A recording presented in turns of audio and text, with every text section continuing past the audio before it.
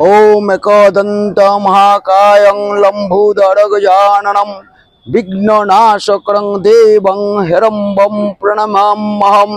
ओम देवेन्द्रमौलिमन्दारं मकरन्दकनारुणं विघ्नं हरन्तु हिरम्बं चरणं भुजोरेणवम्। ओम सर्वविघ्नविनाशाय सर्वकल्याणहेतवे पार्वती प्रियपुत्राय सिद्धिदाता गणेशाय नमः।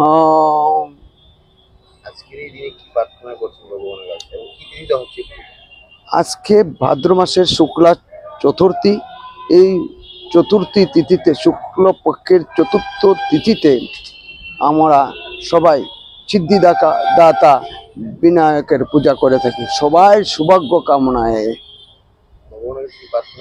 সবার শান্তির জন্য, ব্যবসা বাণিজ্য ভালোর জন্য। সকলকে জানাই নমস্কার। আমরা একদন্ত সামাজিক সংস্থার পক্ষ থেকে গণেশ চতুর্থীর এই পুণ্যলগ্নে গোটা রাজ্যবাসীকে জানাই আন্তরিক প্রীতি, শুভেচ্ছা এবং ভালোবাসা। আমরা এই নিয়ে দ্বিতীয় বছরে আমরা পা দিলাম।